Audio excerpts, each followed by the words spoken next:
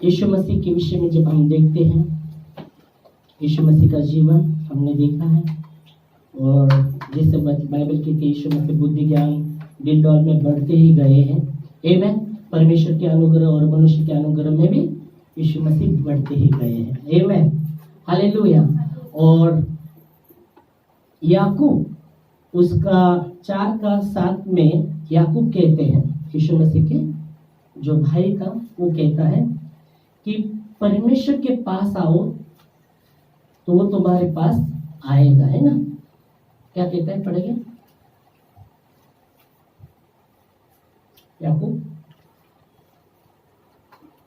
याकूब की किताब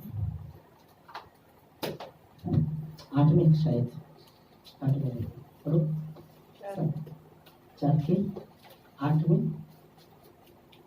परमेश्वर के निकट आओ। हाँ, याकूब 4:8 में यहाँ याकूब कहता है कि परमेश्वर के निकट आओ तो वो भी तुम्हारे निकट आएगा। क्योंकि हाँ, तो वो भी तुम्हारे निकट आएगा। परमेश्वर के पास आओ तो वो तुम्हारे पास आएगा। आमीन, हालेलुया। दूसरी बात, हे पापियों अपने हाथ शुद्ध करो। हे पापियों अपने हाथ शुद्ध करो। और हे दुचित लोगों, हे दो विचार रखने वाले लोगों, अपने हृदय को पवित्र करो। और अपने हृदय को पवित्र करो। हालेलुया।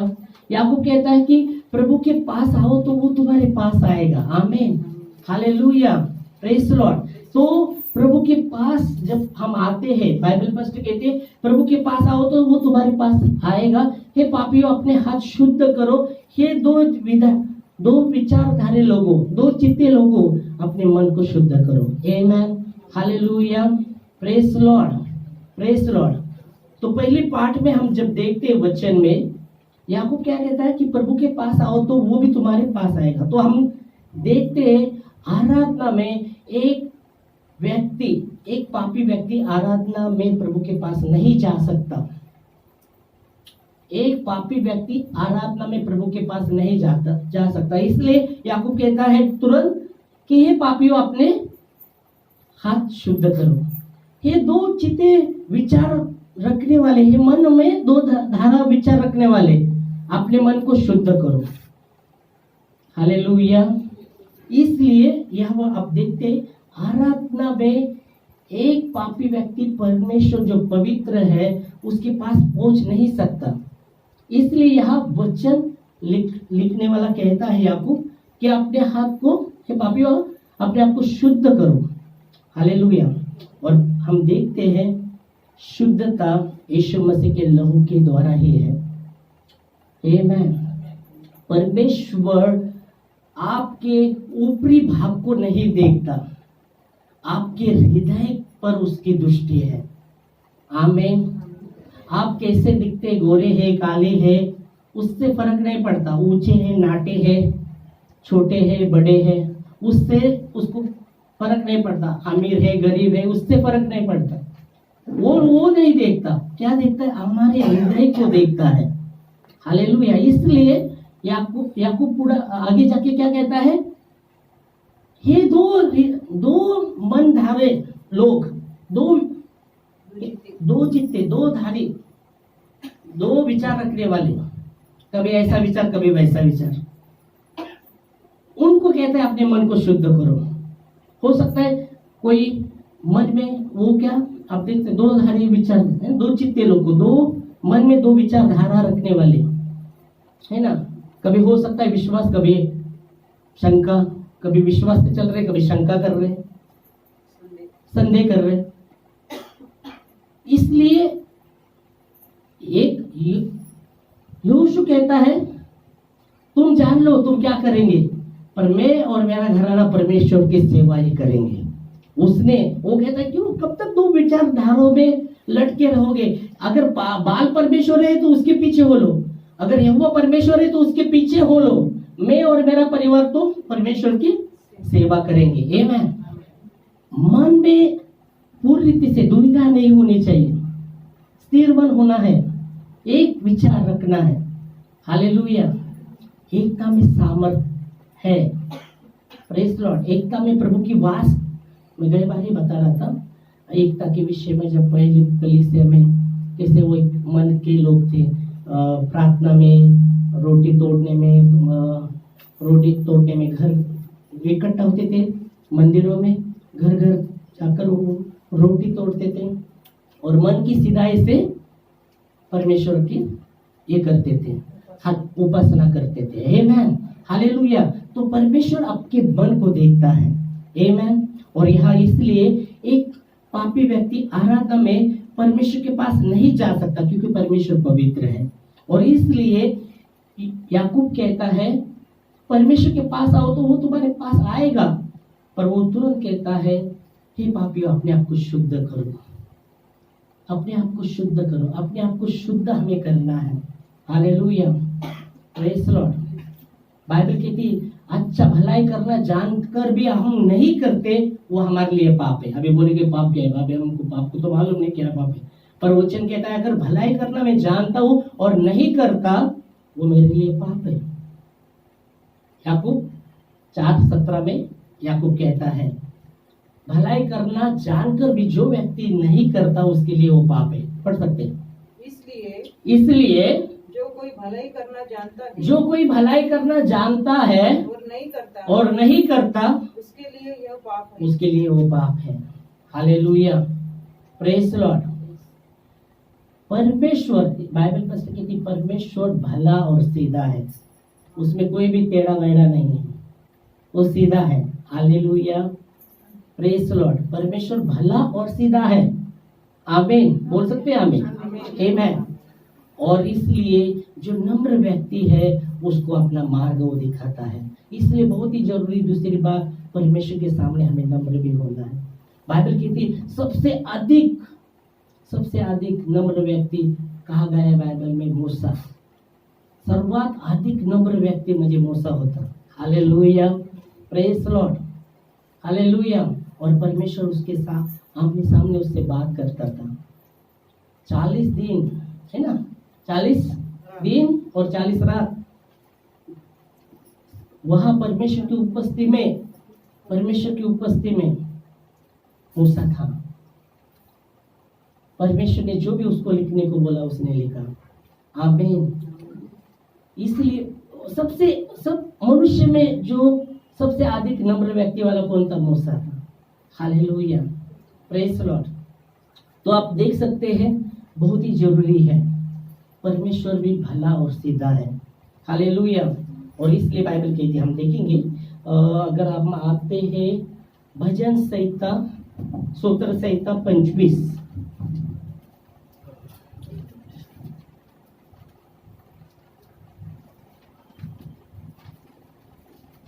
पहला आप देखेंगे 25 के 9 वचन में पढ़िए। पहला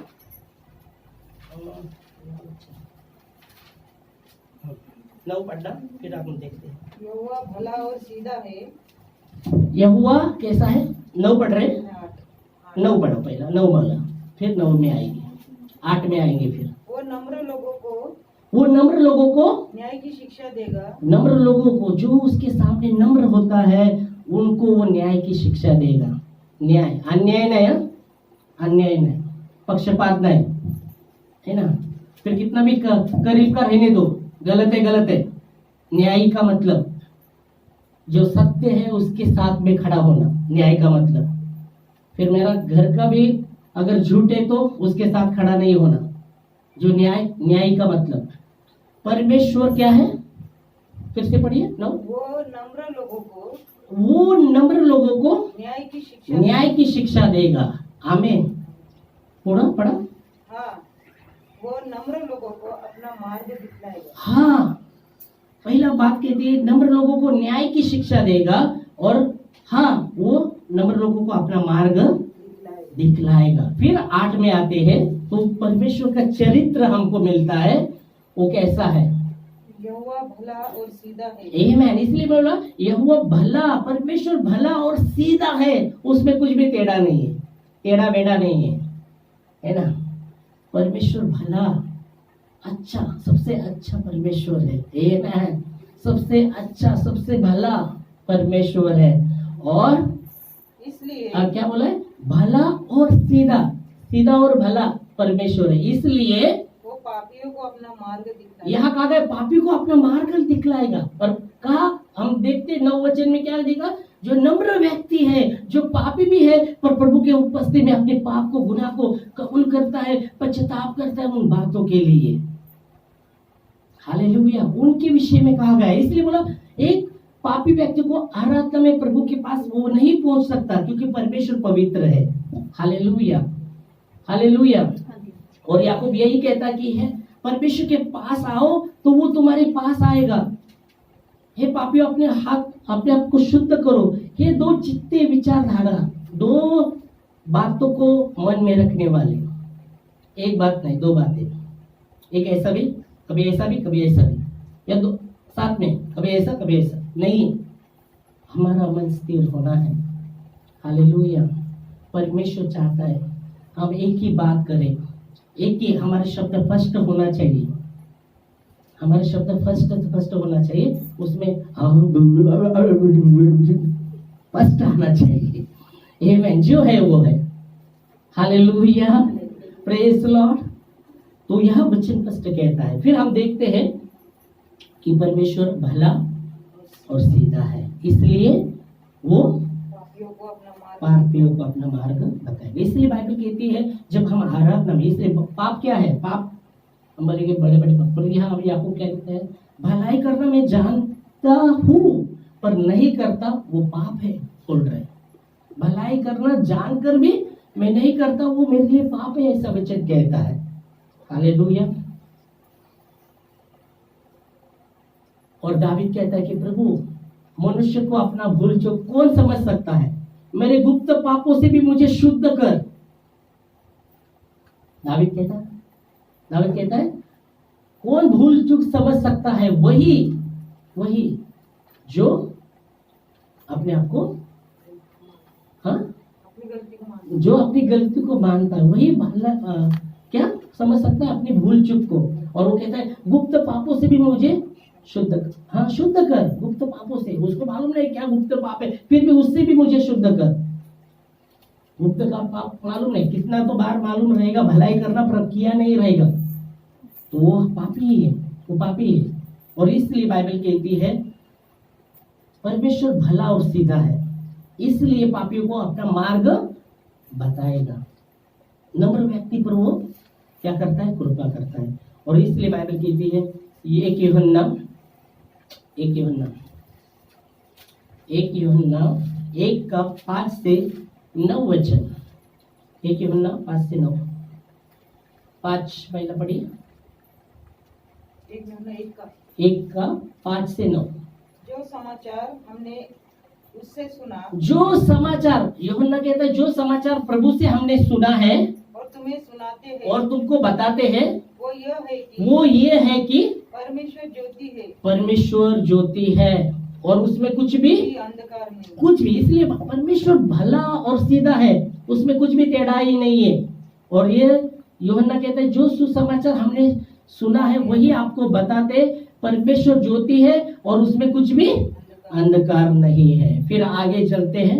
यदि हम कहें कि उसके साथ हमारी सहभागिता, यदि मैं कहूँ उसके साथ मेरी सहभागिता है और फिर हम अंधकार में चले तो हम झूठ बोलते हैं, सत्य पर नहीं चलते। यदि मैं कहूँ कि उसके साथ मेरी सहभागिता है और मैं अंधेरे में चलता हूँ तो मैं झूठ बोलता हूँ और सत्य पर नहीं चलता, सत्य पर नहीं चलता। फिर आगे, पर यदि जैसा वो ज्योति में है वैसे ही हम भी ज्योति में चले, और वैसे हम ज्योति में चलते हैं तो एक दूसरे से सहभागिता रखते। फिर परमेश्वर के साथ, यीशु मसीह के साथ हमारी सहभागिता हम रखते हैं। और उसके पुत्र यीशु मसीह, परमेश्वर का पुत्र जो यीशु मसीह है, उसके लहू के द्वारा हमें सब पापों से वो शुद्ध करेगा। आमेन। और शुद्धता के द्वारा हम प्रभु के करीब जा सकते हैं। हालेलुया। बाइबल कहती है, इसलिए बोला परमेश्वर क्या देखता है, वो आपकी हृदय को देखता है। आमीन। जैसा पहली बार जब परमेश्वर ने मूसा को दर्शन दिया, है ना, क्या देखा, झाड़ी में परमेश्वर की आग उतरी है झाड़ी में, और झाड़ी जल रही पर भस्म नहीं हो रही, झाड़ी जल रही पर भस्म नहीं हो रही। तो मूसा जब देख रहा है ये तो अचंभा की बात है कि झाड़ी तो जल रही पर भस्म नहीं होगी, ये मैं कुछ तो ये चमत्कार है, उसकी ओर मैं देखूंगा। उसकी ओर जब वो चलने को लगता है तो क्या परमेश्वर कहता है, क्या कहता है, क्या कहता है, खुद में क्या कहता है, हम देखते हैं निर्गमन उसका 3रा अध्याय 1 से 6, 1 से 6।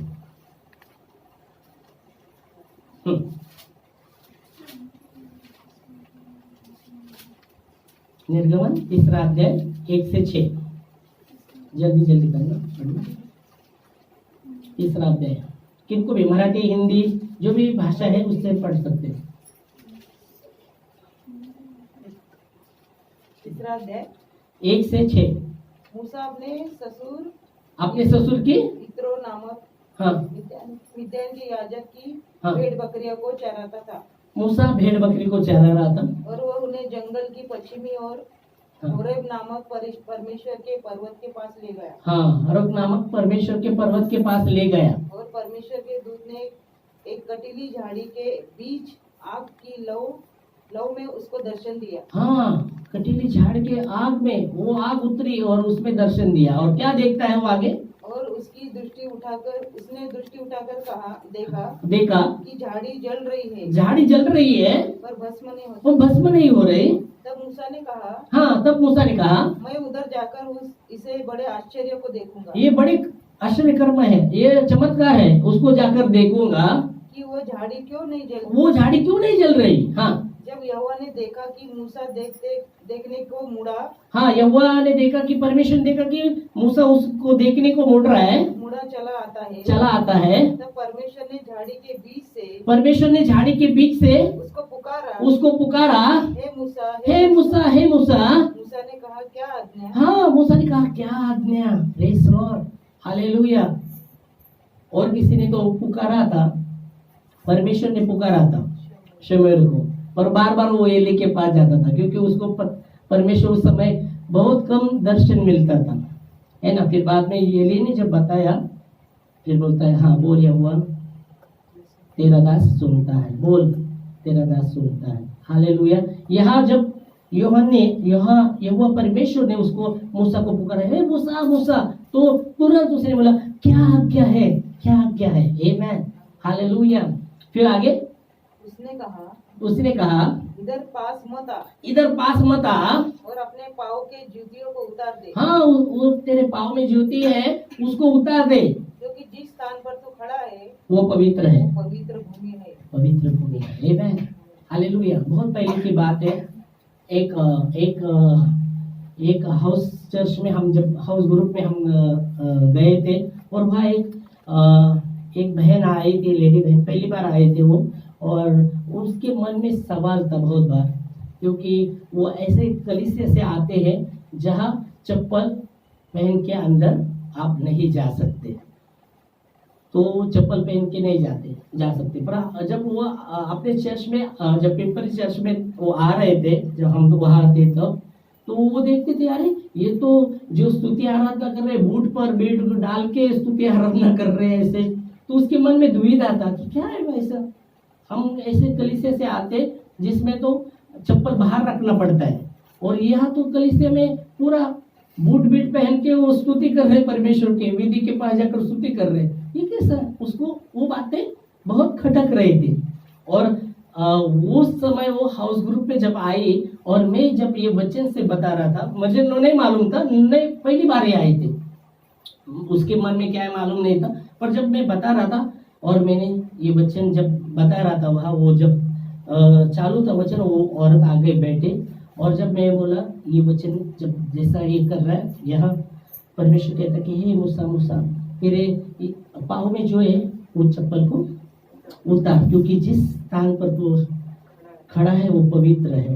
तो मैंने जब ये वचन से बताया था कि परमेश्वर आराधना में आदर और पवित्रता चाहता है। Hallelujah, praise Lord. वो चप्पल उतारने का मतलब है चप्पल उतार आदर करो परमेश्वर का। इसका मतलब ये नहीं कि आप, इसका मतलब आत्मिक रीति से वो चप्पल उतारना का मतलब आदर करना। तो आज आप चप्पल पहन के भी आ सकते हैं, क्योंकि परमेश्वर ने बोला ऊपर से नहीं, आपके हृदय को देखता है, कैसे आप आदर दे रहे हो उसको। आमीन। कैसे उसको आदर दे रहे, वो आपके हृदय को देते। इसलिए बोला, पहली बार बताया कि परमेश्वर आपके ऊपर से नहीं देखता। परमेश्वर का देखना मनुष्य का देखने का जैसा नहीं है। मनुष्य तो ऊपर से देखता है, पर परमेश्वर हृदय को देखता है, आपके और मेरे, कि हम कैसे उसको आदर देते हैं। तो पहनकर बूट पहना है आपने, और वो बूट पहनना है और आप आदर दे रहे। आप चप्पल नहीं, बूट भी नहीं पहना और आप हृदय से आदर नहीं दे रहे सही तरह। जो देने का था वो सही तरह नहीं। आपने कितना भी फिर चप्पल न को पहनो, बूट मत पहनो, पर तुम्हारा हृदय से वो जो जाना है वो नहीं जा रहा, तो क्या फायदा वो करके भी। समझ में आ रहा है? तो परमेश्वर को आदर, परमेश्वर आराधना में दो बातें चाहता है। परमेश्वर आराधना में यही चाहता है कि हम उसका आदर करें, उसको सम्मान दें, उसको आदर करें। और दूसरी बात, पवित्रता चाहता है। पवित्रता चाहता है हमारी सोच में, हमारी सोच में पवित्रता चाहता है, हमारे मनों में पवित्रता चाहता है। जब हम आराधना करते हैं वो ये दो बातें चाहता है। हालेलुया। समझ में आया? और यहाँ वचन क्या कहता है, जैसा हमने देखा कि मूसा मूसा, तू जिस जगह तेरे पाँव की चप्पल उतार, जिस जगह तू खड़ा है वो पवित्र भूमि है। तो चप्पल का अर्थ है, हम देखते हैं चप्पल उतार, इसका मतलब आदर दे, आदर दे। परमेश्वर को आदर, परमेश्वर को चाहिए। दूसरी बात, पवित्रता चाहिए। Hallelujah, praise Lord. फिर हम आते हैं यूहन्ना के, हम 7 तक पढ़े हैं, 8 और 9 रह गया है, 7 तक पढ़े हैं। 1 यूहन्ना 1 का 7 तक हमने पढ़ा है ना, 7 तक पढ़ा है ना, क्या नहीं बोल रहे थे? बराबर है, बराबर है, चलो। तो 8 में कहता है, अगर मैं कहूँ मुझ में कुछ भी पाप नहीं तो मैं झूठ बोलता हूँ। 8 पढ़िए, क्या कैसा है?